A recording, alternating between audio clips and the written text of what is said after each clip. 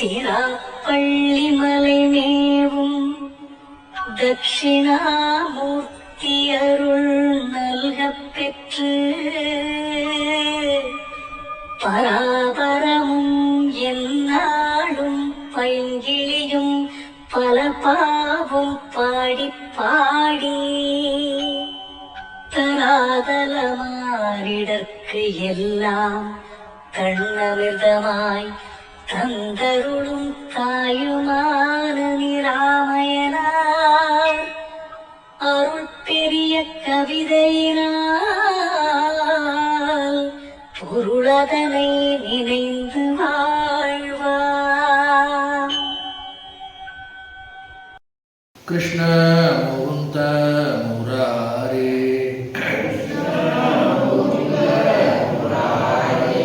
ஜெய கிருஷ்ண முகுந்த முராரே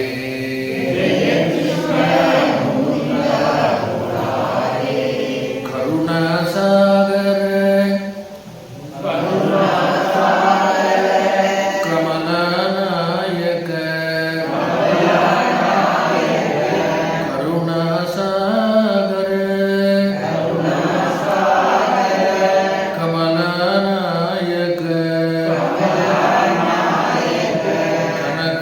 கனகாம்பரதாரி கோபால கனகாம்பரதாரி கோபால கிருஷ்ண முகுந்த முராரே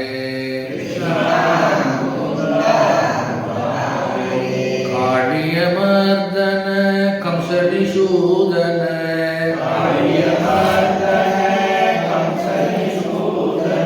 காளியமர்தன கம்சனிசூதன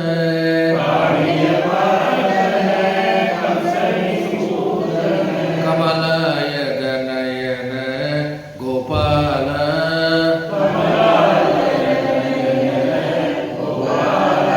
கிருஷ்ண முகுந்த முராரே ஜெய கிருஷ்ண முகுந்த முராரே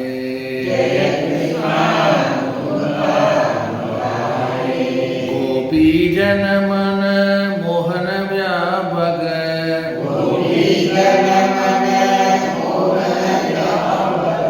கோபி ஜனமன மோகன வியாபக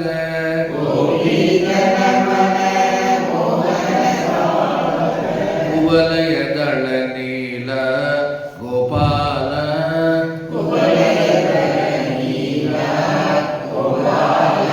கிருஷ்ண முகுந்த முராரே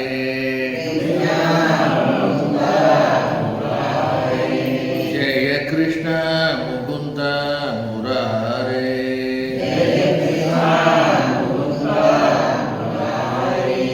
ஹரி ஓம் ராம் ராம் ஹரி ஓம் ராம் ஹரி ஓம் ராமகிருஷ்ண ஹரி ஓம் ராம் ஹரி ஓம் ராம் ராம் ஹரி ஓம் ராம் ஹரி ஓம் ராமகிருஷ்ண ஹரி ஓம் ராம்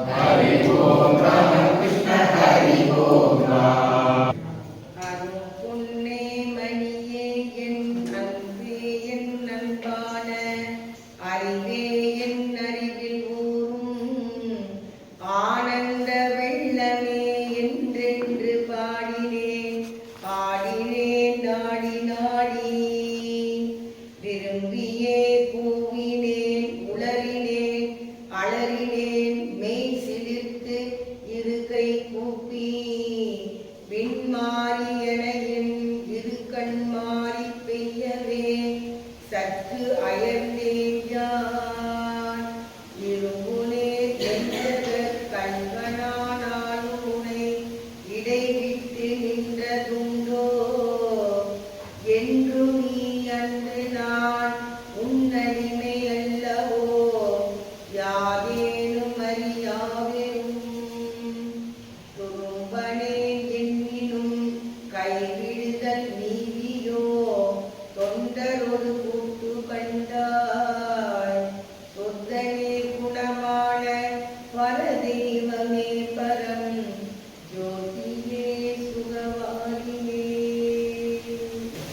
பக்தனுடைய முன்னேற்றம், பக்தனுடைய பாங்கு அப்படிங்கிறத சொல்லிக்கிட்டே வரார். போன பாடலில் 6வது பாடலை நாம் பார்க்கும்போது என்ன பார்த்தோம்? பற்றுவன அற்றிடு நிராசை என்ற ஒரு பூமி, 2 விதமான பூமிகளை பற்றி சொன்னார். அதுக்காக நான் என்ன பண்ணிக்கிட்டு இருக்கேன், அலைஞ்சிக்கிட்டு இருந்தேன் அப்படின்னு சொல்லி சொன்னார். அதாவது ஞான பூமிகள் 7, அதில் 2ஐ சொன்னார்.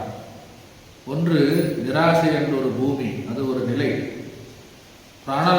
பிராணாயாமத்தின் மூலமாகவும் மனதை கட்டுப்படுத்தி நிராசைக்கு ஈக்குவலாக என்ன பண்ணலாம், மனதை எண்ணங்களற்று செய்து விடலாம் அப்படின்னு சொல்லி சொன்னார்.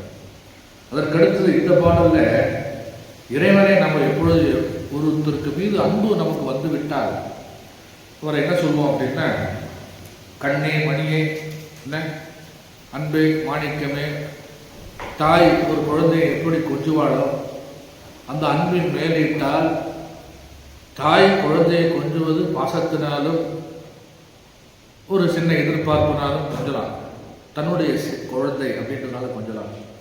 ஆனால் இறைவன் பிரபஞ்சத்துக்கே என்னவா இருக்கான், தலைவனாக இருக்கான். ஜெகதம் பிதரவு வந்தே பார்வதி பரமேஸ்வரவு, காளிதாசன் சொல்றார், மகாகவி காளிதாசன்.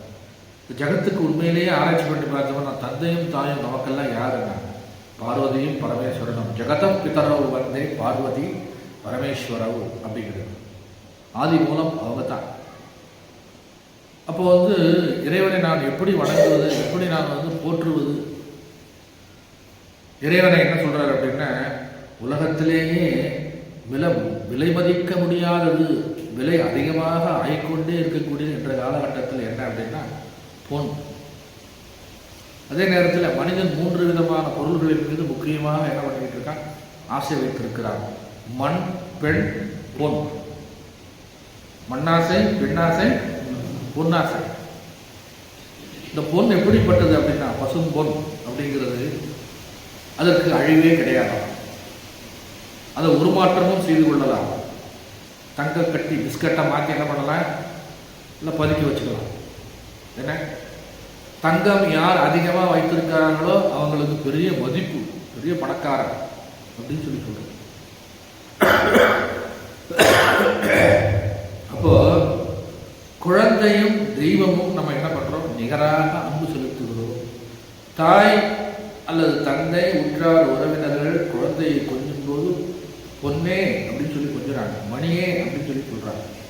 அதே போல தெய்வத்தையும் அடியார்கள் எப்படி கொஞ்சறதில்லை, அதை போற்றி துதிபாடுதல்.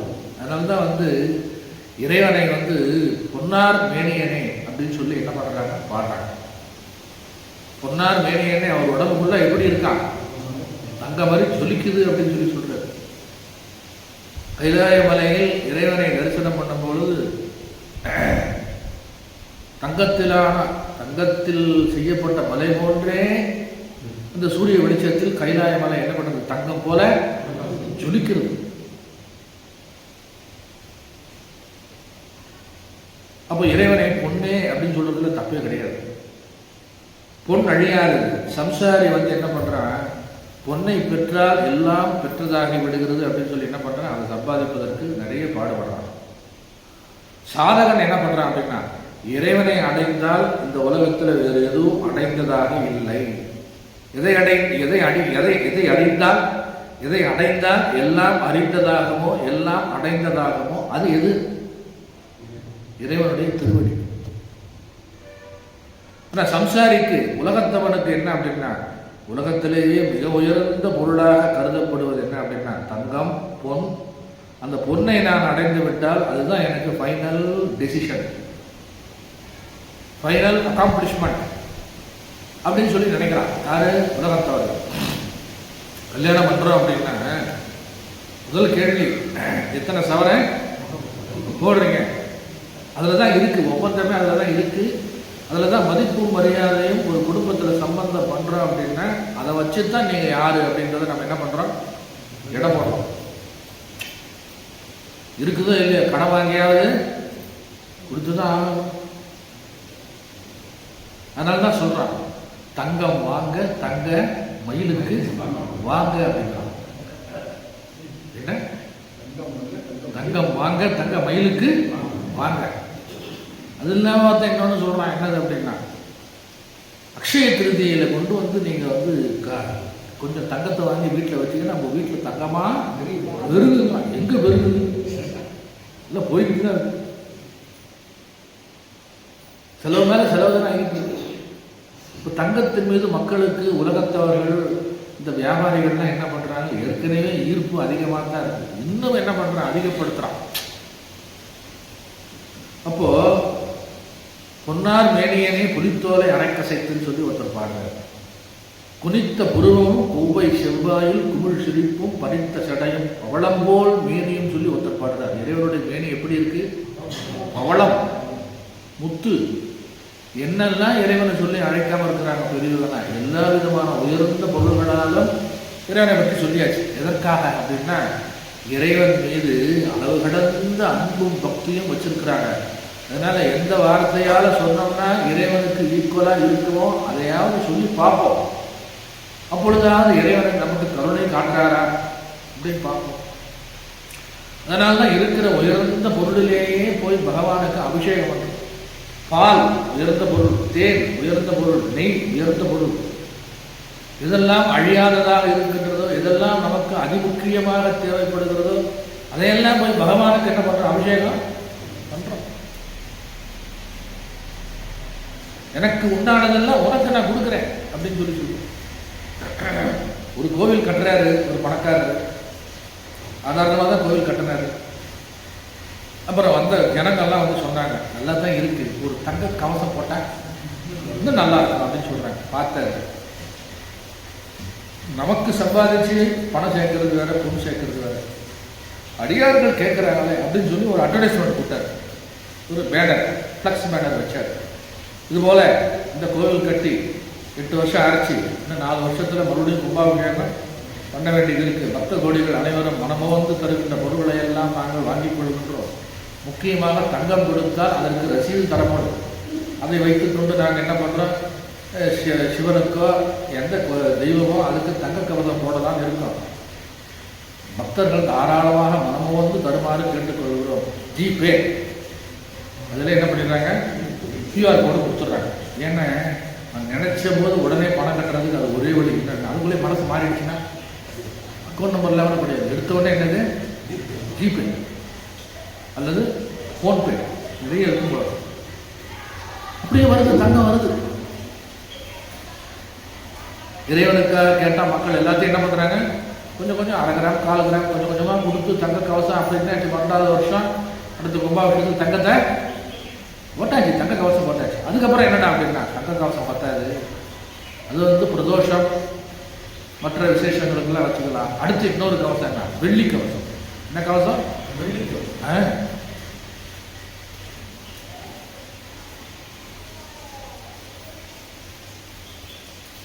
இப்படி எல்லாம் பகவானை ஆராதனை பண்ணி நம்ம என்ன பண்றோம், பகவானை போற்றி துதிக்கின்றோம்.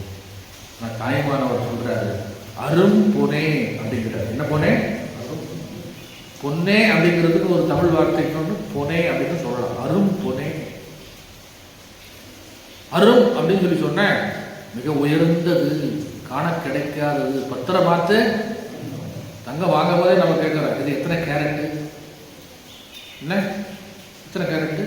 22 24 பாருங்க, கரெக்டாக சொல்றாரு.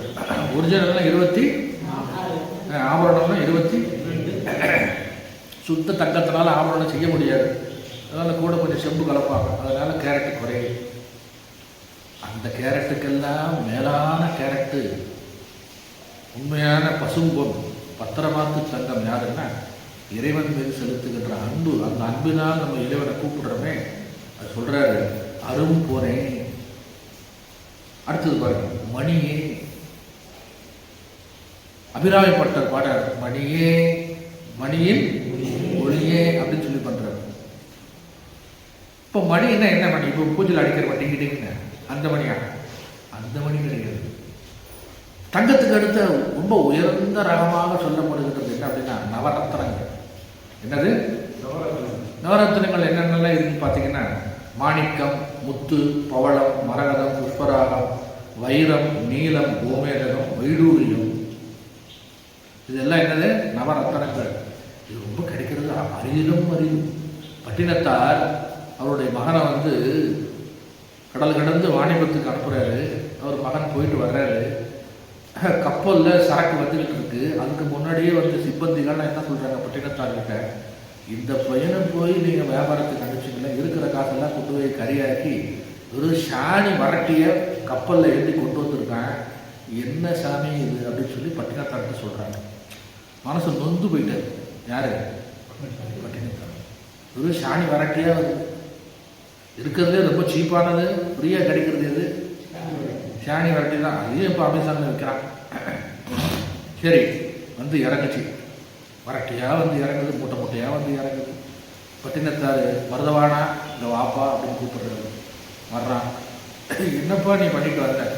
என்ன, உன்னை வந்து வியாபாரம் பண்ணி இருக்கிற நவரத்தனங்களையும் வைரத்தையும் தங்கத்தையும் மற்ற பொருள்களையும் நீ வியாபாரம் பண்ணி சம்பாதிச்சு வருவன்னு பார்த்தா வெறும் மரட்டையே கொண்டு வந்து இப்படி வியாபாரம் பண்ணி வாங்கிட்டு வந்துட்டியப்பா அப்படின்னு சொன்ன உடனே, இல்லை என்னால் முடிஞ்சது அதான் கொடுத்தாங்க, இது நல்ல வருமானம் வருது, நல்ல காசுக்கு ஆக போகும்பா அப்படின்னாரு. யாரு? மருதவான். அப்புறம் வந்து பட்டினத்தார் என்ன பண்ணுறாரு, சரி நம்ம பெத்த பிள்ளை அப்படிதான் இருக்கு, வைத்தியம் புள்ள நோயாளி, வாத்தியார் புள்ள மூட்டாளும்பாங்க, வியாபாரி புள்ள என்னடா அப்படின்னா செலவாளி. அவர் கொஞ்சம் கொஞ்சமாக சேர்ப்பார், எல்லாத்தையும் என்ன பண்ணிட்டு இருப்பான்? ஊதாரி. வியாபாரி புள்ள ஊதாரி. அவர் கஷ்டப்பட்டு சம்பாதிப்பார், இவன் என்ன பண்ணிடுவான்? மறுநாளே காலி பண்ணிட்டு போயிடுவான். போயிட்டார் பையன், போயிட்டான். பசிக்குது சாப்பிடணும் போயிட்டான். ஒரு கோபத்தில் என்ன பண்ணுறாரு, அந்த சாணி வரட்டையை எடுத்து தரையில் ஓங்கி அடிக்கிறாரு. அதுலேருந்து என்ன வருது? மாணிக்கம், வைடூரியம், கோமேதம் எல்லாம் பறந்துக்கிட்டு தெரிக்குது. அடாடா, நம்ம பையன் கடத்தல பெரிய மன்னனா இருப்பான் போல. டைரக்டா கடத்தினாலும் அவங்க கஸ்டம்ஸ் பிடிப்பாங்க. சாணி வரட்டில் கடத்தினா வெறும் சாணி கல் போட்டோம் அப்படின்லாம் சொல்றாங்க. ரொம்ப பெரிய ஆளா இருப்பான் போல இருக்கா. ஐயோ மகனே அப்படின்னு சொல்லி ஓடுறாரு பின்னாடி. அவங்க அம்மா கிட்ட போய், எங்க பாத்தியா பையனே அப்படின்னாரு. இன்னும் போறாங்கன்னா எங்கேயும் போய் பார்த்துட்டு வராங்கன்னா என்னமோ சொன்னாங்க. ஆனால் போகிறது முன்னாடி ஒரு பெட்டி கொடுத்துட்டு போயிருக்காங்க. இந்த பெட்டியில் என்னமோ எழுதி வச்சுருக்கா, அது என்ன தெரியல, நீங்கள் பாருங்கன்னு கொடுக்குறாங்க. அதில் பார்த்தா என்ன இருக்குது? காலற்ற ஊசியும் வாராதுதான். ஐயா நீ சம்பாதிச்ச போலாம் பொண்ணு பொருள் எல்லாமே என்ன ஆகுது அப்படின்னா வாராதுதான். கடை வழிக்கு நீ உலகத்தை விட்டு போகும்போது ஒரு பொட்டு பைசா உனக்கு பின்னாடி என்ன ஆகாது? வராது. அப்படி மாணிக்கத்திலையும் வைரத்திலையும் பொண்ணுலையும் மிதந்தவர் யாரு? பட்டினத்தார். அவரே என்ன பண்ணார்? லிப்ஸ்டிக் போட்டார்.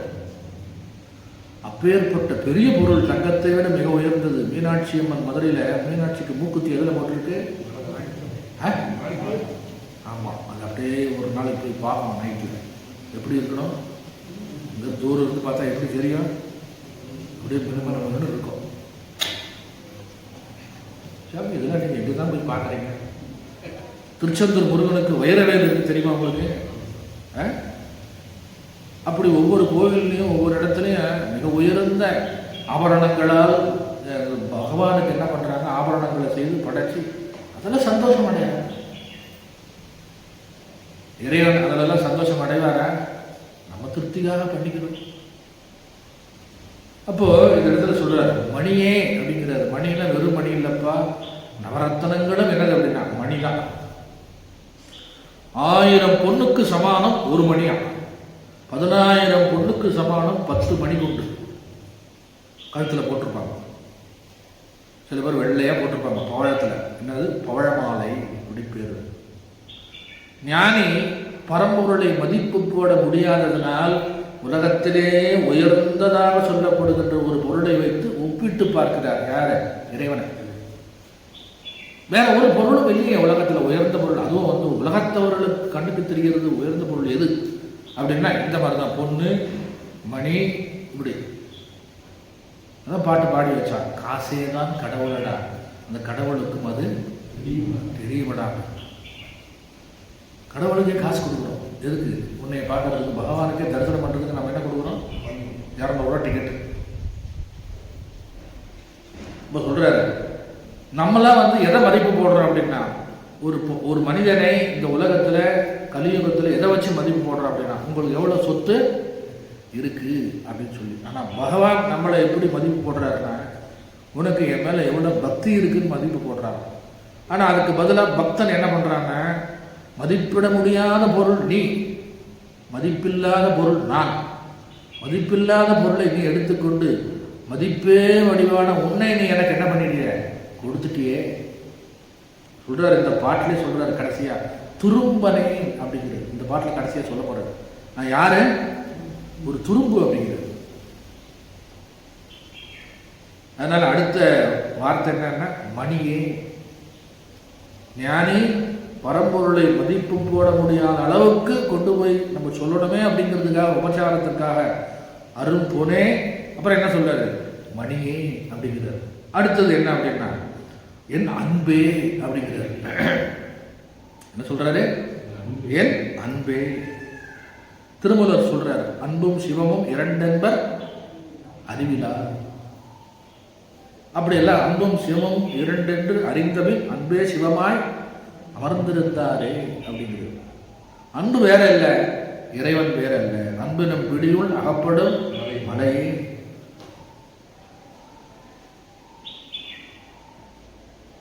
இறைவன் எல்லா உயிர்கள் மீதும் அன்பு வச்சிருக்காரா, பாரபட்சமே கிடையாதா. கள்ளன் மீதும் அன்பு வச்சிருக்கின்றார், பக்தன் மீதும் அன்பு வச்சிருக்கின்றார். ஆனால் கள்ளன் அன்பை உணர்வதில்லை, பக்தன் என்ன பண்றான், அன்பை உணர்கின்றான். அன்பு என்ன பண்ணதா, எதையும் எதிர்பார்க்காத. அன்பு என்ன பண்ணுமா, எல்லாத்தையும் கொடுத்துருமா. ஒரு குழந்தைகிட்ட தாய் என்ன பண்றாளா, தன்னுடைய கழுத்தில் இருக்கிற நெக்லஸ் எடுத்து குழந்தைக்கு போட்டாங்க. அது என்ன பண்ணிச்சா, மறுபடியும் வந்து கொஞ்ச நேரம் போட்டிருந்தது, கழுத்தில் என்ன ஆயிடுச்சு, ஒரு மாதிரி இச்சிங்காக இருக்குது. அந்த குழந்தை தூக்கி வெளியில் போட்டுருச்சு. தாய் வந்து பார்த்தா, இருடா தங்கச்சங்கிலியை தூக்கி போட்டுருச்சு சொல்லி மறுபடியும் போட்டாங்க. அப்புறம் வந்து கேட்டாங்க, அதை எனக்கு கொடு அப்படின்னு கேட்டாங்க. தரமாட்டேன் அப்படின்னு. அப்புறம் என் கழுத்தில் போடு அப்படின்னு சொன்னோடனே எடுத்து கழுத்தில் போட்டுருச்சு. அன்பு அதனுடைய மதிப்பு என்னவாக இருந்தாலும், மதிப்பு தெரியாவிட்டாலும் தெரிந்தாலும் என்ன பண்ணும் அப்படின்னா, கேட்டதை கொடுத்து விடும். அன்பிற்கு முண்டோ அடைக்கும் ஆள் அப்படின்னு சொல்லி வச்சார். அன்பு சுயநலமற்றது, எதையும் எதிர்பார்க்காதது, அனைத்தையும் தரவல்லது. அன்பு அதே மாதிரி அனைத்தையும் ஏற்றுக்கொள்ளுமா. நீ என்ன பண்ணாலும் சரி பரவாயில்ல அப்படிங்கிறது என்னது அப்படின்னா உயர்ந்த அன்பு. இப்போ மனித இனத்தில் மட்டும்தான், மனிதன் மட்டும்தான் அன்பா இருக்கானா, அது கிடையாது. விலங்குகளுக்குள்ளும் என்ன இருக்கு, அன்பு இருக்கு. இப்போ நாமெல்லாம் வீட்டில் வளர்க்குறோம், நாய் வளர்க்குறோம், கோழி வளர்க்குறோம், ஆடு வளர்க்குறோம், பூனை வளர்க்குறோம், வேற என்ன வளர்க்குறோம், பசு, எருவு மாடு. இதே அந்த விலங்குகள் மீது நம்ம அன்பு செலுத்துகின்ற அளவு அதுவும் நமக்கு மேல என்ன பண்ணுது, அன்பை செலுத்துது. ஆனா சர்வ உயிர்களின் மீதும் இறைவன் என்ன பண்ணிக்கிட்டு இருக்கார், அன்பு செலுத்துகின்றார். அந்த அன்பு எல்லா உயிர்களின் மீதும் செலுத்துகின்ற அன்பை விட நான் இறைவன் மீது செலுத்துகின்ற அன்பு, என் மீது இறைவன் வைத்திருக்கின்ற அன்பு அளவிடற்கரியது. அதனால இறைவனை இன்னொரு வார்த்தையால கூப்பிடுறார், என் அன்பே. கல்யாணம் ஆன புதுசுல என்ன சொல்றான், அன்பே மணியே முத்தேங்கிறான். 6 மாசம் ஆனவர் தான் தெரியுது நாயே பேயே அப்படின்னு சொல்லி சொல்றான். இல்லைங்க 6 மாசம் முன்னாடி அப்படி சொன்னீங்க அப்படின்னா, ஒழுங்கா சமைக்கிறியா நீ, ரசம் வைக்க சொன்ன பச்சை தண்ணி மாதிரி இருக்கு, கண்ட வருதா இல்லையா. அந்த காலத்தில் கூப்பிடுவாங்க பிராணநாதா, அன்பே இப்படிலாம் கூப்பிடுவாங்க. இப்போ ஏன் பிராணனை வாங்குற அப்படின்ற அளவுக்கு ஆகிப்போச்சு. அப்போ இருவரும் கணவனும் மனைவியும் உள்ளத்தில் தான் வந்து சாரி உடலில் தான் இருவர், உள்ளத்தில் ஒருவராக இருக்கணும். அதனால தான் சொன்னாங்க, கல்யாண பத்திரிகையிலே போட்டாங்க, அன்பும் மரணம் உடைத்தாயின் இல்வாழ்க்கை பண்பும் பயனும். அதில் போடுறான் பத்திரிகையில். இப்போ டிசைன் டிசைனாக பத்திரிகை பண்ணிட்டு பண்ணுறான். இரு உள்ளங்கள் இணையும் திருவிழா. என்னது, இரு உள்ளங்கள் இணையும் திருவிழா. அப்புறம் சண்டை போடும்போது ஒரு பத்திரிகை அடிக்கணுமா வேண்டாமா, இரு உள்ளங்கள் பிரியும் பெருவிழா. விவாகரத்து என்ன இருக்கு, 6 மாசத்துல டைவர்ஸ். என்னடா அப்படின்னா ஒத்து வரல,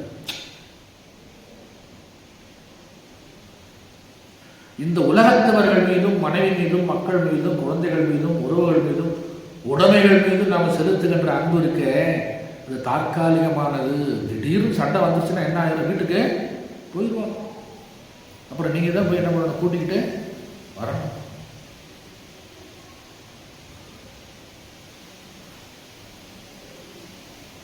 ஒருவர் மீது ஒருவர், விலங்குகள் மீதோ யார் மீது அன்பு செலுத்தினாலும் இந்த உலகத்துக்குள்ள இருந்துக்கிட்டு நாம் செலுத்துகிற அன்புன்னா என்னைக்கா இருந்தாலும் என்ன ஆயிரும்?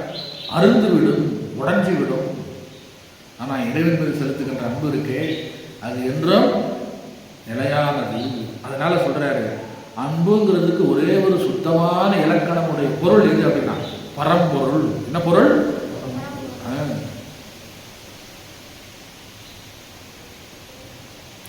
மண்ணே மாமணியே பாடுறமா இல்லையா?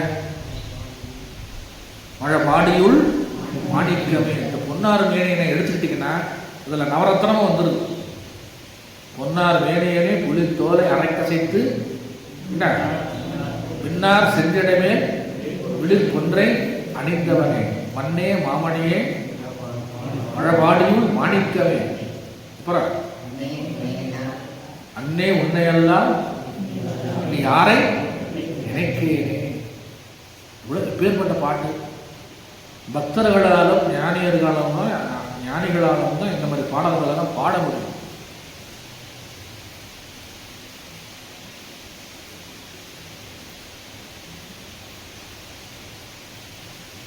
யார் பாடுற அந்த பாட்டை?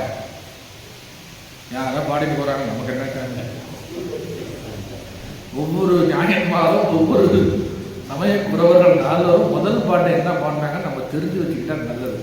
சம்பந்தர், திருஞான சம்பந்தர் முதல் பாடுறாரு. என்ன பாடுறாரு? தோடுடைய பாடுறாரு. சுந்தரர் என்ன பண்றாரு? பித்தா பிறை. இப்போ மிச்சம் 2 தானே இருக்கு. மாணிக்கவாசர் தள்ளி வச்சுருவோம், அதில் லிஸ்ட்ல வராது. மாணிக்கவாசர் எல்லாம் இன்னொருத்தர் யார் இருக்கா? அவ்வளோதான், முடிஞ்சு வச்சு.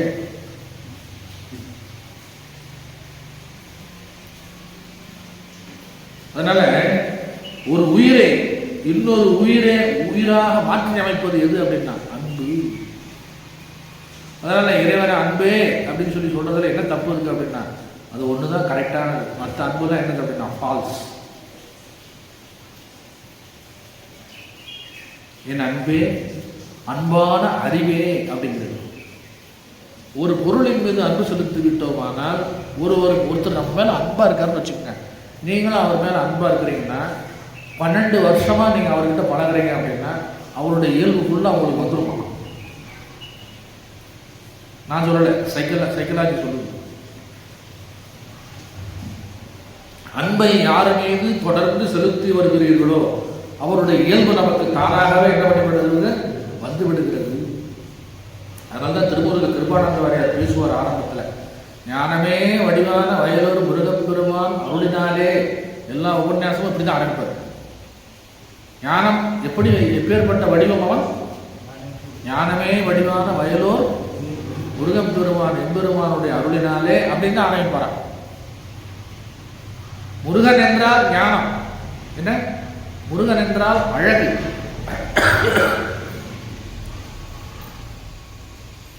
அப்ப இறைவன் என்றால், பரம்பொருள் என்றால் என்ன அப்படின்னா அறிவுன்னு அர்த்தம். அவனை நினைக்கின்ற அளவு, அவனை விடாது பற்றி பிடிக்கின்ற அளவு, தொடர்ந்து அவன் மீது அன்பு செலுத்துகின்ற அளவு, பக்தி பண்ணுகிற அளவு, அவனுடைய இயல்பெல்லாம் நமக்கு என்ன ஆயிரும்? வந்துடும். நம்ம யார்? என்ன? சிற்றறிவு, சிற்றுயிர். நமக்கு என்ன பேரு? சிற்றுயிர், சிற்றறிவாளர். ஆனா அவனுக்கு என்ன பேரு அப்படின்னா பேருயிர், பேரறிவாளர். அதனால்தான் மகா வாக்கியமே சொல்லுது, பிரஜானம் பிரம்மம், பேரறிவே மெய்ப்பொருள். மகா வாக்கியத்தில் ஒரு வாக்கியம், பிரஜானம் பிரம்ம, பேரறிவு என்பதுதான் மெய்ப்பொருள். இறைவன் சர்வாந்தர்யாமி, சர்வஜ கல்பன், சர்வ வியாபி, எல்லா இடத்துலையும் வீட்டு இருக்கின்றான். அப்படி நிறைய பேர் சொல்லிக்கிட்டே போகலாம். சர்வாந்தர்யாமி, சர்வ வியாபி, சர்வஜ கல்பன், சர்வேஸ்வரன். அப்படி பேரறிவே எப்படி இருக்கின்றார் அப்படின்னா வடிவாக இருக்கின்றார். அந்த பேர் அறிவை நாம் நினைக்கின்ற அளவு, பக்தி பண்ணுகிற அளவு, அன்பு செலுத்துகின்ற அளவு, அந்த அறிவும் நமக்கு கொஞ்சம் கொஞ்சமாக என்ன ஆகுது, வருகின்றது. அதனால அன்பான என் அறிவே அப்படிங்கிறது. இப்போ என்னென்னலாம் படித்து பார்க்குறப்போ அரும் பொனே மணியே என் அன்பே என் அன்பான அறிவே. அப்புறம் சொல்றாரு என் அறிவில் ஊரும் ஆனந்த வெள்ளமே. ஒரு பழமொழி சொல்லியிருக்காங்க, உங்களுக்கு எல்லாம் தெரியும். அறிவுடையார் எல்லாம் உடையார், வல்லவனுக்கு. அந்த மாதிரி அறிவு பெருக பெருக பெருக பெருக என்ன ஆகுதுன்னா, அது உலகியல் அறிவோ இல்லை ஆன்மீக அறிவோ அல்லது இறைவனை பற்றிய அறிவோ, அறிவாளிக்கு எங்கே போனாலும் என்ன கிடையாது அப்படின்னா தாழ்வு என்பது கிடையாது. என்றைக்குமே என்ன, கற்றவருக்கு சென்றவிடமெல்லாம் சிறப்பு.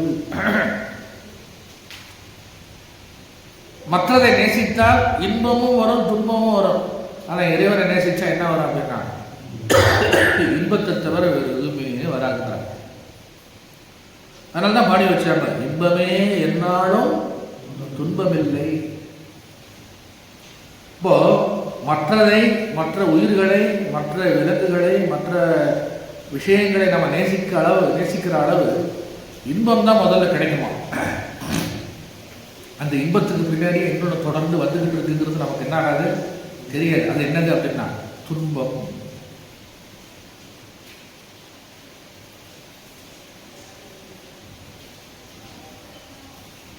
துன்ப பிறவி ஓடையிலே துடிக்கும் மாந்தர். எப்படி பாட்டு, துன்ப பிறவி ஓடையிலே நம்ம துடிச்சுக்கிட்டு இருக்கோமா.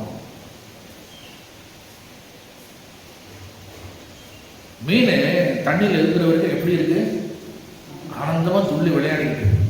அதை எடுத்து நிலத்துல போட்டா என்ன பண்ணுது, துடிக்குது. சம்சார கடல்ல நம்ம என்ன பண்ணிக்கிட்டு இருக்கோம், நீந்திக்கிட்டு இருக்கோம். மீன் மாதிரி நல்லா ஜாலியா போய்கிட்டு இருக்கோம். நம்மளை தூக்கி ஆன்மீகம் என்ற பாற்கடலிலோ அல்லது பெருங்கடலிலோ தூக்கி போட்டால் நமக்கு என்ன ஆகுது, துடிக்குது. இன்னும் வேற விதமா இருக்குது தண்ணி அப்படின்னு. அப்போ மற்றதை நேசிக்கின்ற அளவு இன்பம் துன்பம் இரண்டும் கலந்து வரும். ஆண்டவனை நேசித்தால் 100% இன்பம் தான் கிடைக்கும், கேரண்டியா சொல்லலாம், தப்பே கிடையாது. செய்கூலி சேதாரம்லாம் கிடையாது. சொல்றாரு இந்த இடத்துல, என் அறிவிலூரும் ஆனந்த வெள்ளமே. இப்போ அறிவு வந்ததுனால நமக்கு அடுத்து என்ன வரணும் அப்படின்னா ஆனந்தம் வர வேண்டும். இந்த இன்பத்துக்கும் ஆனந்தத்துக்கும் என்ன சாமி வித்தியாசம்? பல நாளாக நீங்கள் சொல்லிக்கிட்டே இருக்கீங்க, இன்பம் அப்படின்னு சொல்லி சொல்றீங்க, ஆனந்தம் அப்படின்னு சொல்லி சொல்றீங்க. அதுக்கு என்ன சாமி மீனிங்?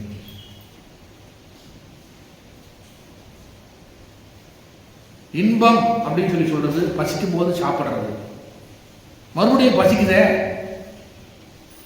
மறுபடியும் சாப்பிட்றோம், இன்பம் வருது. மறுபடியும் பசிக்குது, மறுபடியும் சாப்பிட்றோம், இன்பமா இருக்கு. ஆனா ஆனந்தம் அப்படி கிடையாது. ஒரு தடவை சுவைச்சிட்டோம் அப்படின்னா மறுபடியும் அதை சுவைக்க வேண்டும் என்கின்ற அந்த ரிப்பீட்டிங்கே என்ன ஆகாது, வராது. நல்ல ஒரு அருமையான விருந்து சாப்பிட்றோம், என்னம்மா சொல்லுவோம், சாப்பிட்டு நல்ல ஃபர்ஸ்ட் கிளாஸ் சாப்பாடு அப்படின்னு சொல்லுவோம். எத்தனை மணி வரைக்கும்? சாயந்தரம் 4 மணி வரைக்கும் தான். அதுக்கப்புறம் மறுபடியும் என்ன வேணும், ஏதாவது டிஃபன் டீ காஃபி சாப்பிடணுமே. இப்போ ஓயாமல் நமக்கு கேட்டுக்கிட்டே இருந்து அதில் அனுபவிக்க வந்துக்கிட்டே இருக்கு அப்படின்னா அது இன்பம். அதில் துன்பமும் கலந்துருக்குப்பா.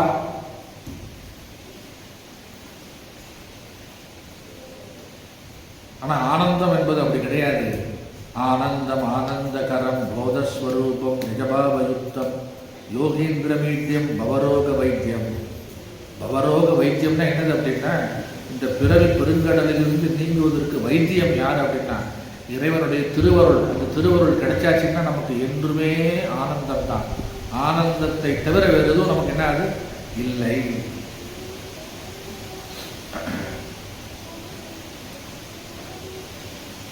சொல்றாரு இந்த இடத்துல, என் அறிவில் ஊரும் ஆனந்த வெள்ளம். ஊர் தான், கிணத்துல தண்ணியை இறக்கத்தான் என்ன ஆகும், ஊரும். அந்த மாதிரி இறைவனை நாடுவதை நாடுவது இறைவனை நினைத்துக்கொண்டே இருக்கிறது நமக்கு என்ன ஆகுதுன்னா ஆனந்தம் என்பது ஊறும். என் அருகில் ஊறும் ஆனந்த வெள்ளமே. அப்புறம் சொல்றாரு, அந்த ஆனந்தம் வந்தாச்சுன்னா அதுதான் ஃபைனல் ஸ்டேஜ். அதுக்கப்புறம் வேற, இப்போ சொன்னோம் இல்லையா, ஆனந்தத்துக்கு அப்புறம் வேற எதுவும் நமக்கு நாடுவதற்கு ஒன்றும் தேவையில்லை, கிடையாதுன்னு. அந்த ஆனந்தம் வந்த பிறகு பக்தன் என்ன பண்றான்னா ஆட்டோமேட்டிக்காக அவனுடைய சரீரம் என்ன ஆகுது அப்படின்னா அது பண்ண வேண்டியதெல்லாம் பண்ணுது. என்ன சொல்றாரு, எப்படி பண்ணுது அப்படின்னா, இப்போ ஒன்றும் இல்லை, புரியுற மாதிரி ஒரு உதாரணம் சொல்றேன், 2 உதாரணம் சொல்றேன். ஒரு பெரும் அரசியல்வாதி அல்லது பெரும் பணக்காரர், அவருக்கு அவருடைய பிறந்த நாளுக்கு திருவிழா எடுக்கிறோம். பிறந்த நாளைக்கு ஆமாம் ஆனந்தமாக அவர் எல்லாருக்கும் வேண்டியதையெல்லாம் கொடுத்துக்கிட்டு இருக்காரு. ட்ரெஸ் கொடுக்குறாரு, நோட்டை கொடுக்குறாரு, புக்கு கொடுக்குறாரு, பணம் கொடுக்குறாரு, அப்புறம் அந்த ஆபரணங்கள்லாம் எல்லாம் கொடுக்குறாரு. அவருக்காக ஒரு பாட்டு கச்சேரி நடக்குது. என்ன நடக்குது? பாட்டு கச்சேரி. இந்த பாட்டு கச்சேரியில் எல்லாரும் அந்த பாட்டுக்கு ஏற்ற மாதிரி என்ன பண்ணுறாங்கன்னா எல்லாரும் ஆடுறாங்க. அந்த பிறந்த நாள் விழா கொண்டாடுறவர்கள் எப்படி இருக்கும்? ஆனந்தமாக இருக்குமா இருக்காதா? நம்ம பிறந்த நாளுக்கு எல்லாரும் என்ன பண்ணுறாங்க? ஆடினேன் ஆடுறாங்களே. இது ஒரு உதாரணம். ஆனால் ஒரு பெரிய தலைவர், பணத்தில் கொழுத்த பணக்காரன், எவ்வளோ வேணால் செலவு பண்ணுறதுக்கு தயாராக இருக்கு, நடக்குது. இப்பெல்லாம் வீட்டில் பண்ணுறாங்க தெரியுமா உங்களுக்கு? வசந்த விழா. என்ன விழா அது? வசந்த விழா, பணம் சம்பாதிக்கிற விழா. யாருக்கிட்டலாம் இருந்து மொய் வரலையோ அதெல்லாம் வாங்கிறதுக்கு உண்டான விழா. அதே மாதிரி அவங்களும் நடத்துகிறாங்கன்னு நீங்களும் போய் என்ன பண்ணியாகணும்? கட்டணும். சும்மா இல்லை. செகண்ட் எக்ஸாம்பிள், நம்ம இருக்காரு, தமிழ்நாட்டு குடிமகன் இருக்காரு வச்சுக்குவோம் உதாரணம். அவர் போய் என்ன பண்ணுறாரு, கடையில் போய் வாங்க வேண்டியதை வாங்கி என்ன பண்ணுறாரு, கொஞ்சம் ஊற்றிக்கிறாரு. ஊற்றுனோடனே அவர் என்ன பண்ணுறாரு, ஆடுறாரு. இது செகண்ட் எக்ஸாம்பிள். அவர் எதனால் ஆடுறாரு அப்படின்னா எதுவுமே குறிக்கோளே கிடையாது, சாப்பிடணும் பழக்கமாயிடுச்சு, சாப்பிட்றாரு. அந்த ஆனந்தத்தில் தன்னை மறந்து என்ன பண்ணுறாரு, ஆடுறாரு. ஜனங்களும் பார்க்குறாங்க, ஓ அவர் ஒரு நிலையில் இருக்காருப்பா, விட்டுரு. குடிகாரம் போச்சு, பொழுது விடிஞ்சா போச்சு, ஒன்றும் செய்யாத. அவராக பார்த்து ஆடி கீடி தள்ளாடி வீட்டில் 10 இருந்தால் கூட ஒன்றும் சொல்ல மாட்டாங்க, அவ்வளோதான், விடு. அது ஒரு ஆனந்தம், அது ஒரு தாண்டவம், அது ஒரு நிலை. இது 2 உலகத்தில் நம்ம பார்க்குற விஷயம். பொருளுக்காகவும் பணத்துக்காகவும் பாட்டு கச்சேரியில் ஆடினவங்க கொஞ்சம் பேர் தன்னை மறந்த நிலையில் இருக்கணும்னு சொல்லி வேற எதையோ சாப்பிட்டுட்டு ஆனந்தத்தில் இருந்தது ஒன்று. ஆனால் இங்கே தாய்மானவர் சொல்லக்கூடிய விஷயம் என்னன்னா சொல்றாரு, ஆனந்த வெள்ளமே அப்படின்றது அடுத்தே சொல்றாரு, என்றென்று பாடினேன் ஆடினேன் நாடி நாடு விரும்பியே கூவினேன் உலறினேன் அலறினேன் மெய்சிலிர்த்து இருகை கூப்பி அப்படிங்கிறது. ஆனந்தம் வந்த உடனே எனக்கு என்ன ஆச்சு அப்படின்னா, என்ன செய்யறதுன்னு எனக்கு தெரியல. நான் என்ன பண்ணேன் அப்படின்னா சொல்றாரு, மகிழ்ச்சியினுடைய மேலீட்டால் ஆடுதலும் பாடுதலும் ஒருத்தருக்கு என்ன ஆகுது, வருகின்றது. இந்த திருவாசகம் முற்றோதலும் சில இடங்களில் போய் பார்த்தேன். என்னை தலைமை தாங்கிறது கூப்பிட்டாங்க, திருவாசகம் முற்றோதல், திருவாசகத்தை பற்றி சொல்லுங்க அப்படின்னு சொல்லி அங்கே போய் பார்த்தேன். இந்த திருப்பொன்னூசல் சொல்லி ஒரு தலைப்பு இருக்கு திருவாசகத்தில், திருப்படையாட்சி. அந்த பாட்டுக்கு எல்லாரும் எந்திரிச்சு என்ன பண்றாங்க, ஊசல் ஆடுறாங்க, டான்ஸ் ஆடுறாங்க. எந்த பாட்டுக்கு? திருவாசகத்துக்கு. நான் அந்த தலைமை கூப்பிட்டு வர கேட்டேன், என்னங்க எல்லாம் டான்ஸ் ஆடுறாங்க, ஆனந்தத்தில் எல்லாம் ஆடுறாங்க சாமி, இதெல்லாம் கண்டுக்கிடாதீங்க, ஆடட்டும். இது எதுக்கும் ஆடுறான், இதுக்கு ஆடுறா என்ன சாமி அப்படின்னாரு. அதுவும் சரிதாங்க, ஆடட்டும். நான் போய் 10 நிமிஷம் பேசிட்டு இறங்கி மேடையை விட்டு டாட்டா காட்டிட்டு வந்துட்டேன். ஆடுங்கப்பா.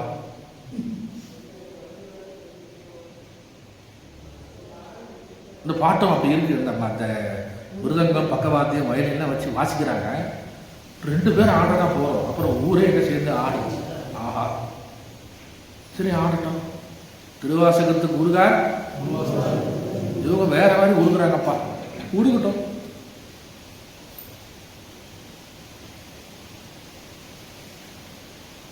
இந்த கைலாய வாத்தியம் ஒன்று இருக்கு, உங்களுக்கு எல்லாம் தெரியும்.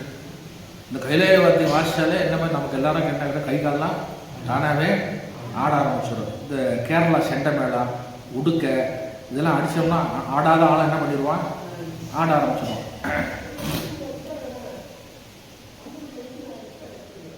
அதனால சொல்றாரு இந்த இடத்துல, ஆனந்த வெள்ளமே என்றென்று பாடினேன்.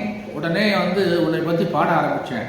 அப்புறம் என்ன பண்ணேன், ஆடினேன், ஒரு ஆட்டம் போட்டேன் அப்படிங்கிறது. எதனால அப்படின்னா, இவர் ஆடுறது என்ன ஆட்டம் அப்படின்னா ஆனந்த கூத்து. என்ன கூத்து? பரமானந்த கூத்து.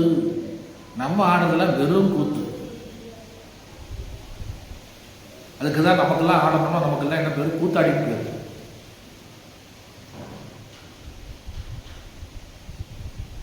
அதான் ஒரு சித்தர் பாடல் வருது, ஆண்டியார் பாடல்.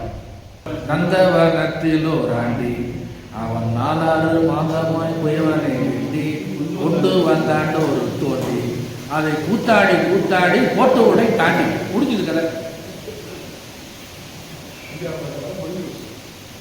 நந்தவனத்தில் ஒரு ஆண்டி யார்? அது நாம தான். உலகம் இந்த நந்தவனம்.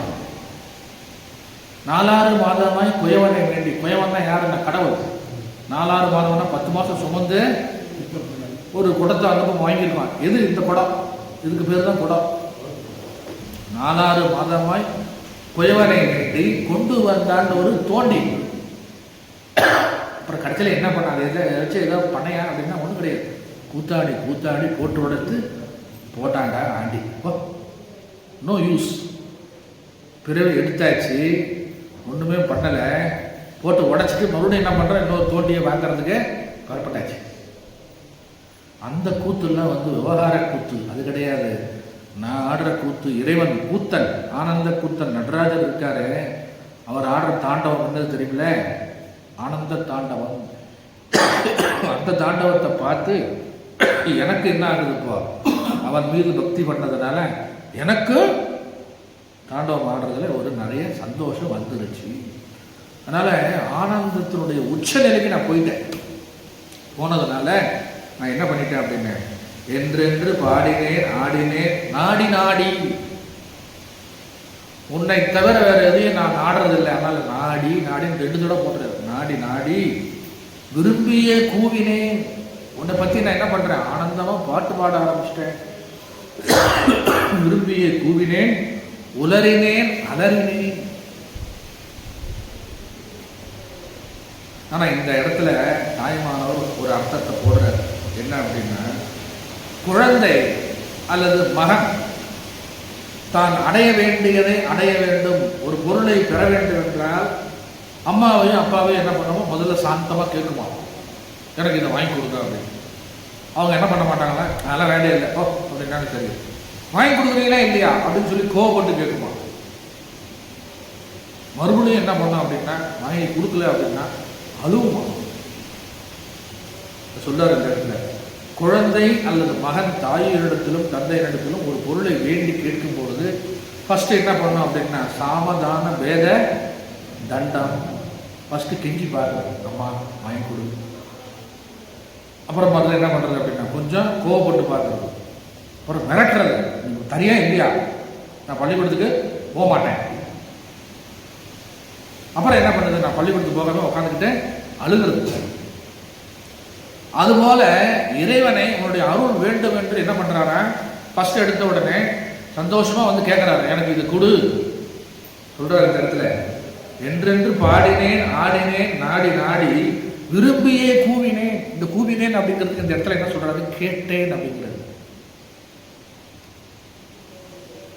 ஒருமையுடன் எனது மலரடி நினைக்கின்ற உத்தமர் தான் உள்ளொன்று வைத்து புறம் ஒன்று பேசுவார், உறவு கலவாக வேண்டும். இதெல்லாம் என்ன வேண்டும் என்று எது கேட்கிறாரு, எல்லாம் அந்த பாட்டில் வர்றதெல்லாம் என்ன தெரியுங்களா, எல்லாம் வேண்டும் வேண்டும் வேண்டும் தான் கடைசி வரைக்கும் போகும்.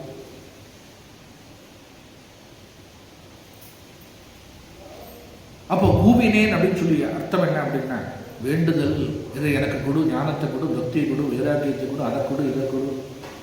அப்புறம் உலறினேன், இந்த இடத்துல உலறினேன்னு போடல தாய்மானவர், உலறினேன், உலர்த்துதல் அப்படின்றது அந்தலாம். உலறினேன் அப்படின்னு சொல்லி என்ன அர்த்தம்னா, சினந்து கொண்டேன். இறைவா உனக்கு கருணை இருக்கா, நீ மனுஷனா கடவுளை அப்படின்னு சொல்லி கடவுளை பார்த்து என்ன பண்றது? திட்டுறது. கடவுளுக்கு கண் இல்லை அப்படின்னு நம்ம சொல்றோமா இல்லையா? உண்மையில அவர் கண் இல்லையா? He is universal camera. நம்மளாம் சும்மா வந்து தப்பை கண்டுபிடிக்கிறதுக்காக ஆசிரமத்திலேயே பள்ளிக்கூடத்துல என்ன பண்ணிக்கிட்டு இருக்கோம்? கடையிலேயே கேமரா வச்சுக்கிட்டு இருக்கோம். அந்த கேமரா எதுக்குமே அசராது. 24 hours கரண்ட் இல்லைனாலும் அந்த கேமரா என்ன பண்ணும்? வேலை செஞ்சுக்கிட்டே இருக்கு. என்ன கேமரா அப்படின்னா universal camera. Not Google, not Google earth, not Google map. Universal camera, அது இயற்கை கேமரா. அவருக்கு போய் கடவுளே உனக்கு கண்ணு இல்லையா மூக்கு இல்லையா என்ன அர்த்தம்? அது உன்னுடைய குறைபாடு.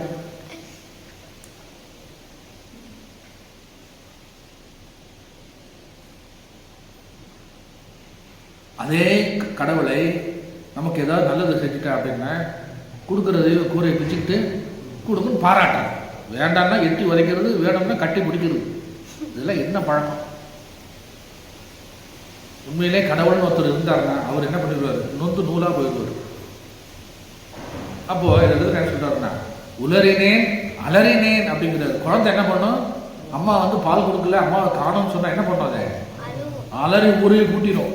அப்புறம் வந்து பொம்மையோ இல்லை வந்து பாலையோ கொடுத்தோம்னா கப் சிப் கார வடை அடங்கிடும். சொல்றாரு இந்த இடத்துல உலறினேன் அலறினேன் மெய் சிலிர்த்து. உடம்பெல்லாம் எனக்கு என்ன ஆயிடுச்சு? மெய் சிலிர்த்து இருகை கூப்பி. மதுரையில கள்ளழகர் ஆற்றல் இறங்குறாருன்னா ஆலவாயா, திருவாரூரா, சிவனேசா, சுந்தரேசா, சொக்கநாதான்னு சொல்லி கூப்பிடுற மாதிரி இல்லையா? கையெழுத்துக்கு விழுந்து கும்பிட்டு ஒரே ஆர்ப்பாட்டமா இருக்க. இறைவனை வணங்க வேண்டும், இறைவனை போற்ற வேண்டும் நம்ம மனசுக்குள்ள இருக்க. ஆனா எல்லாரும் ஒன்று சேரும் போது தான் என்ன ஆகுது? அது கை கூடுது. தனியா வீட்டில் உட்காந்து ஆலவாயா, சுந்தரேசா, சொக்கநாதா, மருதவானான்னு சொல்லி கூப்பிட்டோம்னா எந்திரி போயிட்டு நீ போய் ரேஷன்ல போய் அரிசி வாங்கிட்டான் அப்படின்னு போய் சக்கரை வாங்கிட்டு வா, அப்புறம் நீ கடவுளை கூப்பிடு அப்படின்றோம். கூட்டத்தில் வந்தோம்னா என்ன ஆகும் அப்படின்னா யாரும் ஒன்றும் கேட்க போறது. அந்த மாதிரி என்ன அலறினேன் கூவினேன் சொல்றாரு. கூவினேன் அலறினேன் உலறினேன் மெய்சிலிருந்து இருகை கூப்பி விண்மாறு என இரு கண்மாறு பெய்யவே. உன்னுடைய அருள் வேண்டும் என்று அடம் பிடிச்சு ரொம்ப நேரம் உனக்கிட்ட போராட்டம் பண்ணியும் எனக்கு என்ன கிடைக்கல? உன்னுடைய அருள் கிடைக்கவில்லை. இந்த குழந்தை என்ன பண்ணுமா? ரொம்ப போராட்டம் பண்ணி அழுகிட்டே இருந்து எல்லாத்தையும் முடிச்ச பிறகு அந்த பொருளை வாங்கின பிறகு என்ன பண்ணிருமா? அதை கொஞ்ச நேரம் வச்சு தூக்கி போட்டுருமா.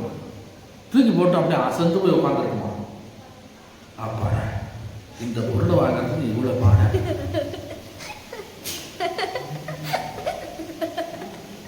அப்படியே தாய்மானவரும் சொல்றாரு என்னடா அப்படின்னா வீசிலிருந்து இருகை கூப்பி விண்மாறி என இரு கண்மாறி பெய்யவே. நானும் ஓன அழுதுமே சற்று வேசற்று அயர்ந்து. உலகப் பொருள்களுக்கு இப்படி அசந்து போறமே கடவுளை பார்க்கறதுக்கு எவ்வளோ உங்களுக்கு பிரயத்தனம் ஆகணும், எவ்வளோ வைராக்கியம் வேணும். ஆனாலும் அசராம என்ன பண்ணணும்? தொடர்ந்து வைராக்கியமா முயற்சி பண்ணிக்கிட்டே இருக்கணும். அப்பதான் வந்து என்ன ஆகும் அப்படின்னா கிடைக்கும். சொல்ற அழுகை நின்ற பிறகு ஒன்றும் கிடைக்கலையேன்னு அசந்து போயிருப்போமா. கிடைச்சதை கொஞ்ச நேரம் வச்சிருந்து அந்த குழந்தை அந்த பொம்மையை தூக்கி போட்டுட்டு அட போப்பா இந்த பொம்மையை வச்சுட்டு இந்த பாடு வர்றதுக்கு இது விளையாடுறதுக்கு இவ்வளோ அழுதேன். அம்மாவே சொல்லுவாங்க இவ்வளோ நேரம் அடம் பிடிச்சி 1000 ரூபாய்க்கு ஒரு பொம்மை கார்டு வாங்கி கொடுத்தா அதை தூக்கி பாட்டா பிச்சு கழட்டி தூக்கி போட்டுட்டு இப்போ என்ன பண்ணிக்கிட்டு பல்ல காட்டிக்கிட்டு சொல்றமா இல்லையா? அதுக்கு என்ன தெரியும் அப்படின்னா ஒரு பொருளை அனுபவிக்கிற வரைக்கும் நமக்கு அதனுடைய தன்மை தெரியும். அனுபவிச்சாக்க பிறகு அது சீப்பா போயிடும், தூக்கி போட்டுறது.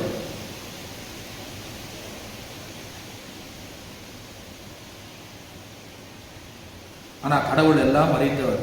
அவர் நம்ம வந்து அசந்து போயிட்டு மறுபடியும் ட்ரை பண்றோமா இல்லையான்னு பார்த்துக்கிட்டே இருப்பாராம். ட்ரை பண்ணலை அப்படின்னா ஆடாடாடா இப்படி ஆயிட்டானே நம்ம பக்தன்னு சொல்லி மறுபடியும் தூண்டுதல் கொடுப்பாராம். அந்த தூண்டுதலினால் நம்ம மீண்டும் எழுந்து கடவுளே இறைவா அப்படின்னு போக ஆரம்பிச்சோம் அப்படின்னா பரவாயில்ல. போன மச்சான் திரும்பி வந்தா நம்மளே விடாம என்ன பண்றான், பற்றி பிடித்து கொண்டான். அற்றது பற்றினை உற்றது வீடு அப்படின்னு சொல்லி வச்சாங்க. சொல்ற அழுகை என்ற பிறகு கிடைக்கவில்லை என்று நொந்து கொள்ளுதல். அந்த நொந்து கொள்ளுதலுக்கு பேர் அப்படின்னா யான் வேசற்று அயர்ந்தேன். அதுக்கப்புறம் சொல்றாரு இரும்பு நேர் நெஞ்சக கல்வனானாலும் உன்னை இடைவிட்டு நின்றதுண்டோ. இப்படி நான் என்ன பண்றேன், அழுகிறேன், மறுபடியும் என்னை என்ன பண்றேன், நீ ஆறுதல் சொல்லி நான் தேத்துறேன், மறுபடியும் நீ கொடுக்குறேன்னு சொல்றேன், ஆனா கொடுக்க மாட்டேங்கிற. நிரந்தரமான தீர்வே கிடைக்காதா? எத்தனை கோவிலுக்கு போறது, எத்தனை குளத்துக்கு போறது, எத்தனை தலங்களுக்கு போறது, இறைவா எனக்கு இது கிடைக்காதா? பட்டினத்தார் பத்திரகிரியார் 2 பேரும் 2 கோபுர வாசல்ல நிற்கிறாங்க.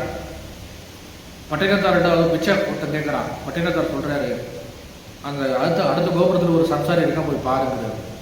யாரு? தன்னுடைய சிஷியன். பத்திரகிரியார்கிட்ட போன உடனே பிச்சைக்காரன் என்ன சொல்றான், பிச்சை போடுங்க அப்படிங்கிறான். ஏப்பா நானே பிச்சைக்காரன், நீ ஏன்ட்ட வந்து பிச்சை கேட்கறது? இல்லையா உங்களை ஒரு சம்சாரின்னு சொன்னாங்க. யாரா சொன்னாங்க? அந்த கோபுரத்தில் பட்டினத்தார் இருக்காரு, அவர் தான் சொன்னாருங்க. என்ன போய் வந்து சம்சாரிங்கிறாரு? ஆமாங்க. யோசிச்சு பார்த்தாரு. அவர் கையில் ஒரு சாப்பிட்றதுக்கு ஒரு ஓடு இருந்து, திருவோடு. அவர் பக்கத்திலே ஒரு நாய் இருந்து, சாப்பிட்டதெல்லாம் மிச்சம் போட்டால் அந்த நாயை தின்னுக்கிட்டு இருந்தது. இது 2 என்ன கூட இருக்குங்கிறதுக்காக என்னை சம்சாரின்னு சொல்லியிருக்காருன்னு சொல்லி அந்த ஓடை எடுத்து நாய் மேலே போட்டு தலையிலே உடைச்சாரு. நாயும் செத்து போச்சு, ஓடும் உடஞ்சது. அவருக்கும் முக்தி கிடைச்சது. இந்த செய்தி பட்டினத்தார் வந்தது. பட்டினத்தார் அலறாரு, என் சிஷ்யனுக்கு முதல் முக்தி கிடைச்சது, எனக்கு கிடைக்கலையே அப்படின்னு ஊராக போறாரு, கோயிலாக போறாரு. பகவான் சொல்றாரு, திருவொற்றியூருக்கு வா, பேய்க்கரும்பு எங்க இனிக்குதோ அங்கதான் உனக்கு முக்திங்கிறாரு. போறாரு. அதனால்தான் வீட்டில் வந்து கணவனும் மனைவியெல்லாம் சொல்லிக்கிறாங்க, கல்யாணம் ஆகி 50 வருஷம் ஆச்சு, போக வேண்டிய நிலம் இருக்கு. அம்மா சொல்றாங்க, வீட்டம்மா ஐயாட்ட, உங்களுக்கு முன்னாடி நான் என்ன பண்ணிடுவேன், போயிடுவேன். எப்படி? அவர் சொல்றாரு, ஜாதகத்தில் அப்படி இல்லை, உனக்கு முன்னாடி தான் நான் போவேன். இதுக்குத்தான் நம்ம விவகாரம் பண்ணிக்கிட்டு இருக்கோம், வந்து அலசல் பண்ணிக்கிட்டு இருக்கோம் ஒழிய யாருக்கு முதல்ல முக்தின்னு கேட்டிருக்கோமா? பட்டினத்தார் கேட்கிறாரு, என்னுடைய சிஷ்யன் அவனுக்கு முக்தி கிடைச்சிருச்சு, எனக்கு கிடைக்கலையே, எப்பொழுது முக்தி கிடைக்கும்? கடைசியில் திருவொற்றியூர் போறாரு, மெட்ராஸில் போறாரு. கை கரும்பு இனிக்குது, கண்டுபிடிச்சிட்டாரு. இங்கதான் நமக்கு முக்தி. குழந்தைங்கள்லாம் வந்தாங்க, சித்து வேலையெல்லாம் பண்றாரு. கடைசியில் ஒரு கூடையை கவுத்துட்டு உட்காந்து எந்திரிச்சு பார்த்தா என்னவா மாறிட்டாரு, போச்சு. ஈசனில் கலந்து விட்டார். இன்னைக்கும் சமாதி இருக்கு, போய் பாருங்க. பட்டினத்தாரு சமாதி இருக்கு. அப்படி இது தாய்மானவர் என்ன சொல்றாருன்னா, வேசற்று அயர்ந்தேன் யான், என்னுடைய நெஞ்சம் எப்படி இருக்குன்னா இரும்பு நேர் நெஞ்சம். ஏற்கனவே இந்த சுகவாரியிலே ஒரு பாட்டில் சொன்னார், கல்லேனும் உருகும் ஐய என்னோட கல் நெஞ்சம் உருகையிலேயே. கல்லு கூட ஒரு காலத்தில் உருகிறோம், என்னுடைய கல் நெஞ்சம் என்ன ஆகாது, உருகாது. இந்த இடத்துல இரும்புங்கிறது, அந்த இடத்துல கல்லு, இந்த இடத்துல இரும்பு. இரும்பு நேர் நெஞ்ச கல்வனானாலும், ஒரு பொருளை நாம எடுத்து யாருக்கும் தெரியாம மறைச்சி வச்சோம்னா அதுக்கு பேர் என்ன, கள்ளத்தனம். என்னத்தனம்? கள்வன்.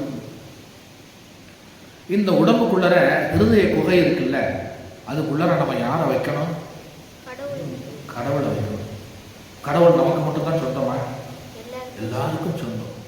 நாம மட்டும் கடவுளை தூக்கி உள்ள வச்சுக்கணும்னு நினைச்சா நாம யாரு, கள்வன்.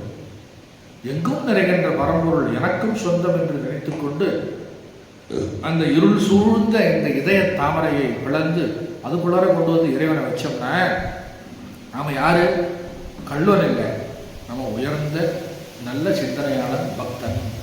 நான் எப்படி இருக்கேன் அப்படின்னா, நீ எனக்கு மட்டும்தான் சொந்தம் நினைச்சுக்கிட்டு இருந்தால, அது கிடையாது. நான் கள்வன் அல்ல. அப்படி கள்வன் ஆனாலும், இரும்பு நேர் நெஞ்சக கள்வன் ஆனாலும், உன்னை இடைவிட்டு நின்றதுண்டோ, உன்னை மறந்துருக்கணும், நானே மறக்கலையாப்பா அப்பப்போ மறக்கிற மாதிரி இருக்கு, அப்பப்போ நான் வந்து தூங்குற மாதிரி இருக்கு, ஆனாலும் உன்னை என்ன பண்றதில்லை, நான் மறப்பதில்லை.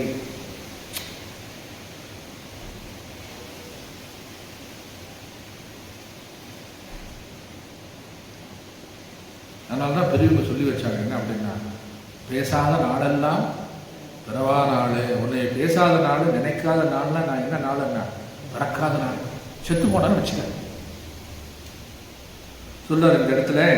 உன்னை இடைவிட்டு நின்றதுண்டோ, உன்னை என்னைக்காவது மனதளவில் பிரிஞ்சிருக்கனா. அப்புறம் சொல்றாரு, என்று நீ அன்று நான் உன்னடிமை அல்லவோ யாதேனும் அறியாதரும் திரும்பனேன். என்னைக்கு இந்த உலகத்தில் பிறந்துட்டனோ அன்னைக்கே உன்னை நினைக்க வேண்டியது, ஆனா எனக்கு அந்த அளவுக்கு அறிவு இல்லை. திருஞான சம்பந்தர் தோளுடைய சிறியன் பாடும்போது என்ன வயசு? 3 வயசு. பிறவியிலேயே ஞானி யாரு? திருஞான சம்பந்தர். சுகமுனிவரும் அப்படித்தான், அவங்க எல்லாம் பிறவி ஞானிகள். இப்போ எவ்வளோ பெரிய புண்ணியம் பண்ணியிருக்கணும், கடவுளோட அருள் எவ்வளோ இருக்கணும் அவங்களுக்கு. என்று நீ இந்த உலகத்தை என்று தோற்றுவித்தாயோ, என்று நீ என்னை படைத்தாயோ அன்னைக்கே நான் உன்னை நினைக்க வேண்டியதப்பா, காலம் தள்ளி போச்சு. ஆனாலும் என்று நீ அன்று நான் பிறந்ததே எதற்காக அப்படின்னா உன்னை காண்பதற்காக. என்று நீ அன்று நான் உன் அடிமை அல்லவோ, நான் உனக்கு அடிமையாச்சப்பா. நீ ஆண்டவன், நானே அடிமை. என்று நீ அன்று நான் உன்னடிமை அல்லவோ யாதேனும் அறியாதரு. இப்படி நான் அறியாத வயசுல உன்னை மறந்துட்டேன், அறியாமையினால மறந்துட்டேன். நான் யாருன்னா வெறும் துரும்பனே,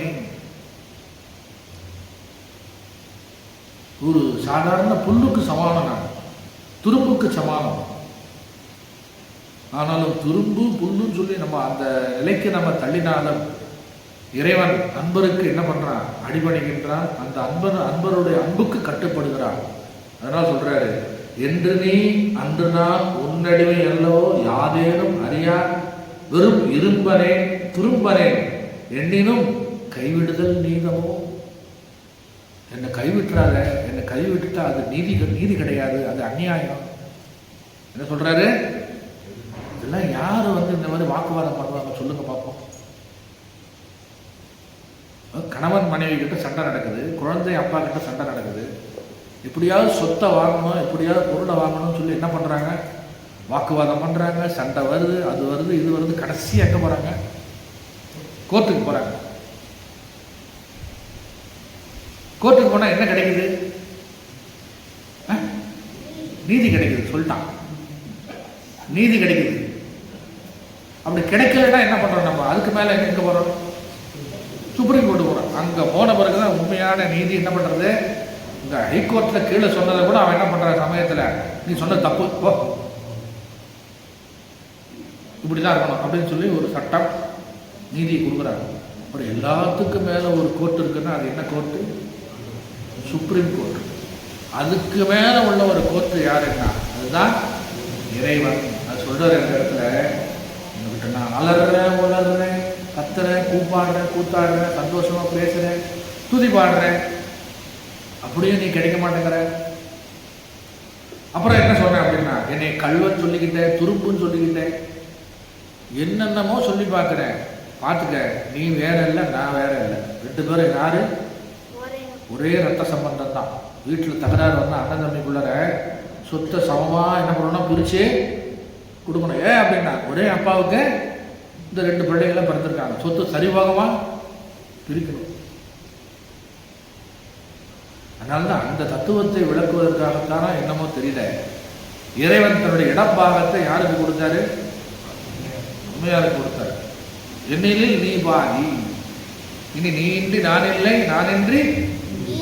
ஆமா, அந்த மாதிரி பரமாத்மா ஜீவாத்மாங்கிறது வெவ்வேறு தான் பேர்ல, ஆனா இருப்பது என்ன? ஒன்று. ஒன்றென்றது. அப்புறம் என்ன? இறைவன் உண்டென்றது. அப்புறம் என்ன? பாட்டு நிறைய வர அம்மையார் பாடுறாங்க. ஆமா, ஒன்றானவன் உருவில் இரண்டானவன். இருப்பது ஒன்றே, அது பலவாறாக நமக்கு என்ன பண்ணிக்கிட்டு இருக்கு, தென்பட்டு கொண்டிருக்கிறது. அது சொல்றாரு இந்த இடத்துல, இடைவிட்டு நின்றது உண்டோ என்று நீ அன்று நாம். என்னைக்கு நான் உன்னை விட்டு பிரிஞ்சனா உலகத்துக்கு வந்தனோ, பிரிஞ்ச மாதிரி இருக்கு. மறுபடியும் நான் செத்து போனா எங்க வந்து உன்னை சரணடைனா, உன் பாதத்துக்கு தான், உன் காலடியில் தான் வந்து உன் அடிமை அல்லவோ. யாதேனும் அறியா வெறும், எனக்கு ஒண்ணுமே தெரியாதா ஒரு துரும்பா இருக்க வெறும் துரும்பனேன். அப்படி துரும்பா இருந்தாலும் என்ன என்ன பண்ணக்கூடாது, கைவிடுதல் நீதியோ. நீ ஏதாவது என்னை கைவிட்ட நான் நேரம் யாருக்கிட்ட போவேன், சுப்ரீம் கோர்ட்டுக்கு தான் போவேன். கைவிடுதல் நீதமோ, நீதியா, நியாயமா சொல்லு இறைவா. இப்படிலாம் என்ன பண்ணாத, சீக்கிரமா உங்களுடைய காலடியில் என்னைய சேர்த்துக்க அப்படின்னு தாயமானவர் இந்த பாடல் என்ன பண்றாரு, புலம்புறாரு. என்ன பண்றாரு? ஆமா, துரும்பனே என்னினும் கைவிடுதல் நீதியோ தொண்டரோடு கூட்டு கண்டாய். இது சொல்லாம விட்டுட்ட பாருங்க. என்ன சொல்றாரு, கைவிடுதல் நீதமோ தொண்டரோடு கூட்டு கண்டாய். எங்க என்னை விட்டுருமையோன்னு சொல்லி நான் என்ன பண்ணிட்டேன் அப்படின்னா, கடைசியா சத்சங்கத்துல தொண்டருடைய கூட்டத்துல என்னை என்ன பண்ணிக்கிட்டேன், சேர்த்துக்கிட்டேன். சப்போஸ் அந்த தொண்டர்களிடத்துல யாரையாவது என்னை கூட்டிட்டு போற கைலாயத்துக்குன்னா நானும் என்ன பண்ணிடலாம், பின்னாடியே வந்துடலாம். இந்த சினிமா தேட்டரில் டிக்கெட் வாங்கும்போது பார்த்தீங்கன்னா கூட்டம் ஜக ஜக ஜக ஜக ஜகன்னு இருக்கும். சந்துக்குள்ளே போய் நீங்கள் போய் நிர்ணயம் வச்சுக்கலாம், உங்களை ஆட்டோமேட்டிக்காக தள்ளி கொண்டு போயிட்டு நேராக எங்கள் டிக்கெட் கவுண்டருக்கு கொண்டு போயிடுவோம். நீங்கள் ஒன்றும் பண்ண வேண்டாம். அதுக்கு பேர் தான் தொண்டரோடு கூப்பிட்டு கண்டாய். அவ்வளோ ஏன் எக்ஸாம்பிள் நான் இன்னொன்று புதுசாக சொல்கிறேன். நம்ம அருவியில் குளிக்கிறோம்ல, 5 அருவி இருக்குது. அதில் ஜென்ஸில் வந்து இந்த ஓரமாக பார்த்தீங்கன்னா ஒரு சந்து மாதிரி உள்ளே இருக்குது. அதில் போய் நின்னீங்கன்னா நமக்கு பின்னாடி வர என்ன பண்ணுவோம், போயா உள்ள தண்ணி தண்ணி கொண்டு உள்ளே விட்டுருவான். அதுக்கப்புறம் நம்ம வெளியே என்ன பண்ண வேண்டாம், வரவே வேண்டாம். இதுக்கு பேர் தான் என்ன, தொண்டரோட கூட்டு கட்டாய்.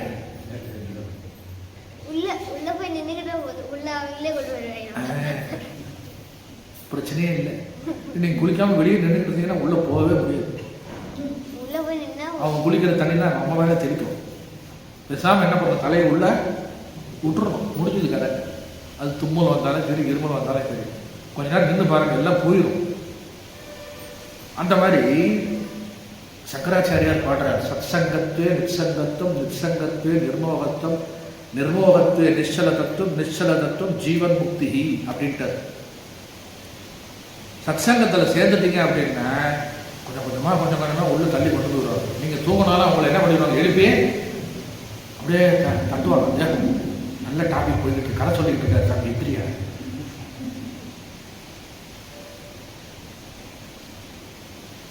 இது வரைக்கும் அந்த கோயிலை பார்த்தே இருக்க மாட்டேங்க. குற்றாலம் வந்த பிறகு எல்லாரும் கோயிலுக்கு போகிறாங்கன்னா வரீங்களான்னு கேட்பாங்க.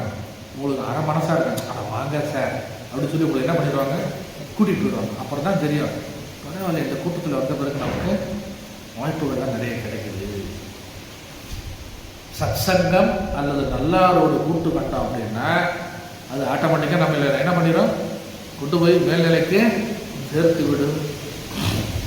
சொல்றாரு இந்த இடத்துல, இரும்பனே என்னினும் கைவிடுதல் நீதியோ தொண்டரோடு கூட்டு கண்டாய்.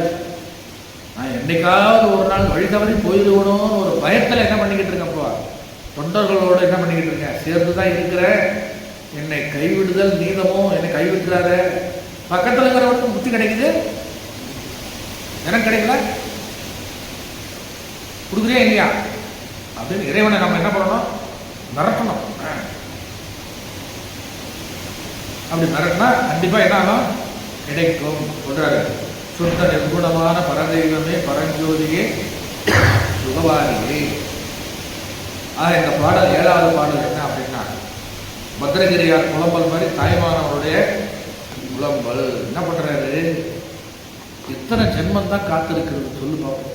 இப்பிறவி தப்பினால் எப்பிறவி வாய்க்குமோ, ஏது வருமோ அருகிலே, புழுவாய் பிறக்கினும் புண்ணியா உன்னடி என் மனத்தே. பாட்டு இருக்கா இல்லையா, புழுவாய் பிறக்கினும் புண்ணியா உன்னடி என் மனத்தே வழுவாதிருக்க வரம் தர வேண்டும். இந்த பக்கம் இப்படி ஒரு பாடுறார் ஒருத்தர்.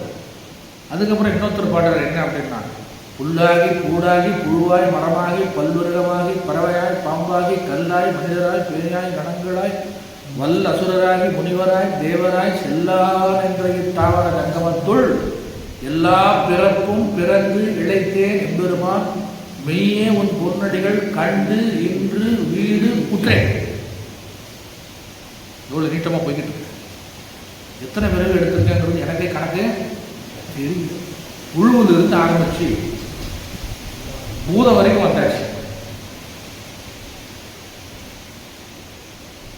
புல்லாகி புல்லு கூட பிறகு எடுக்க. அதான் ஒருத்தர் சினிமா பாட்டு பண்ணான், கல்லானாலும் திருச்செந்தூர் கல்லால் அண்ணனா இல்லையா? நல்ல பாட்டு. ஒரு ஆழ்வார் பாடுறார், படியாய் கிடந்து உன் பவளவாய் காண்பேரும். என்ன கல்லா படைச்சது. இந்த பக்தர்கள்லாம் அந்த கல்லை தாண்டி பார்க்கும்போது அவங்க கால் பட்டாவது எனக்கு முக்தி கிடைக்குமா பார்க்குறேன். ஒரு ஆழ்வார் பாடுறார், 12 ஆழ்வார்ல ஒரு ஆழ்வார் பாடுறார், படியாய் கிடந்து உன் பவளவாய் காண்பேரும். படியிலே நான் படியா படுத்துருந்தானே வச்சுக்கோங்க, நேரம் யாரை பார்த்துக்கிட்டு இருப்பேன்? உன்னதான் பார்த்துக்கிட்டு இருப்பேன். படியா என்ன படைச்சது. அப்போ செல்லான் என்ற தாவர ஜங்கமத்துள், இந்த இடத்துல செல்லான் என்ற அப்படின்னா இத்தனை பிறப்பு தான் எடுத்திருக்கேன்னு எனக்கே கணக்கு தெரியாது. அத்தனை பிறப்பும் எடுத்தாச்சு. செல்லான் என்ற தாவர ஜங்கமத்துள், இந்த உலகத்துல எல்லா பிறப்பும் பிறந்து இழைச்சிட்டேன், அசந்து போயிட்டேன். ரொம்ப ஹார்ட் ஒர்க் பண்ண நமக்கு எப்படி இருக்கும் அந்த மாதிரி நம்ம கிட்டத்தட்ட ஒரு 10,000 பிறகு எடுத்திருப்போம்னு வச்சுக்கோங்க. ஒரு கணக்குக்காக சொல்றேன். இன்னும் நம்ம என்ன அடையல? இறைவனை எல்லா பிறப்பும் பிறந்தெடுத்து எம்பெருமான். ஆனா இந்த பிறவில உன்னை அடையாம என்ன பண்ண மாட்டேன். மெய்யே உன் பொன்னடிகள் கண்டு விட்டேன், கண்டு இன்று வீடுற்றேன். வீடுன்னா என்ன? முக்தி. அடுத்த என்ன? உயிரின் உள்ளத்துள் ஓங்காரமாய் இருக்கிற. என் உள்ளத்துல எப்படி இருக்க நீ? ஓங்காரமாய் இருக்க. மெய்யா உமலா உடைப்பாக வேதங்கள் மெய்யா என ஊன்றி ஆழ்ந்த கண்டு நுண்ணியனே. வேதமே என்ன சொல்லுது அப்படின்னா உடனே, தலைவா ஐயா பெருமானே சொல்லுதப்பா, நான் சொல்ல மாட்டேங்கிறேனே. இப்படி நான் சொன்னாலும் எனக்கு என்ன தரமாட்டேங்கிறேன்? முக்தியை தரமாட்டேங்கிறேன், குடு அப்படின்னு சொல்லி தாய்மானவர் என்ன பண்றாரு, இந்த பாட்டில் புலம்புறாரு. முடிச்சுடுவோம். மூர்த்தி எல்லாம் வாழி எங்கள் மோன உருவாழி அருள் வார்த்தை என்றும் வாழி அன்பர் வாழி பராபர